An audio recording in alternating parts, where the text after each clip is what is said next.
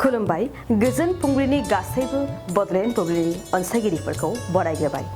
दिनै 17 एप्रिल समबारनि फानजामुथिखौ फरायथिनो लादों आं गेवलां हाज'वारिया।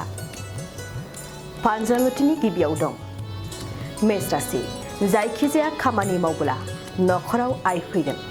गोसो होना खामानि मावनायनि मुलाम्फाखौ मोननो हागोन। वृष राशि। दोहोन मोननायनि मिजिं दं। सिगाङाव गोब्राब नाजानायनि फिथाइखौ मोननो हागोन। दोहोन जाखांगोन। मिथुन राशि। जायखिजाया खामानि मावनायाव जेंना नुजाथिगोन। खामानि मावनायाव राहा लामा मोननाय नङा, सांग्रां जा। कर्कट राशि। गोसोआ बायग्लिगोन, राहा मोननाय नङा। खामानि मावनाया फेलें जाना गोसोखौ लोरबां मोनगोन। सिंह राशि। मोजां सम थार लोगोफोरनिफ्राय नोंथाङा मदद मोननायनि मिजिं दं। लोगोजों सोमोन्दोआ गोरा जागोन। कन्या राशि। जायखिजाया खामानि मावब्ला खाबु जागोन। गोसो थोलायनायनि थाखाय दिनैनि साना मोजां सान। तुला राशि। सुथुरा बांगोन, खैफोद सोमजिनो हागौ। नाङा फाङा दायनि थाखाय सुथुरा बांगोन। सांग्रां जानायानो साबसिन। वृश्चिक राशि। संसार जानायाव असान्थि जागोन। नंखाय फिसा फिसा दायनि थाखाय गोसो गोरोबनाय नङा। धनु राशि। सोरबा लोगोरिनिफ्राय थुलुंगा मोनगोन। जिउनि हान्थिनायखौ एसे रेजें मोनगोन।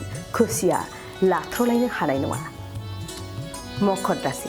मोनखानाय मुवा बेसादफोरा आखाइनिफ्राय गोमानो हागौ। खहा जागोन। खहा जाजाना गोसोखौ लोरबां मोनगोन। कुम्भ राशि। नखर संसार जानायाव सुखु जागोन। जिउनि हास्थायनाय अनजालिजों गोरोबना थाना गोसोआ गोजोननाय मोनगोन। मीन राशि। देहा सोलेराव सानाय बिस सोमजिनो हागौ।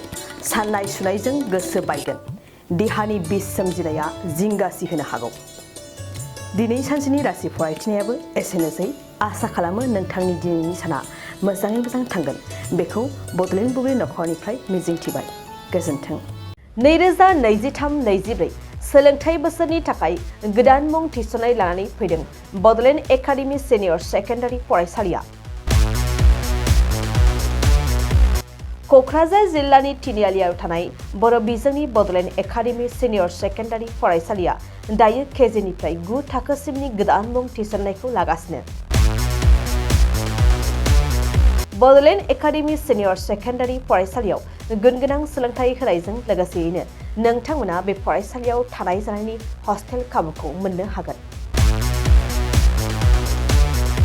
बेजों लोगोसेयैनो बे फरायसालियाव एक्सट्रा टिउसन आरो इंलिश स्पिकिं कर्सखौबो फरायसाफोरनो होनाय जायो। गोसो गोनां फरायसाफोरा मुं थिसननायखौ बाङाय बेसेनावनो मोननो हागोन। बेनिखायनो बडलेण्ड एकाडेमि सिनियर सेकेन्डारि फरायसालियाव फरायसा एबा नोंथांमोनहा मुं थिसननायनि बागै मिन्थिनोब्ला नैबे मबाइल नम्बर 9101488399 नङाब्ला थोंजों फरायसालियाव थांनानै खौरां लाहैनो हागोन।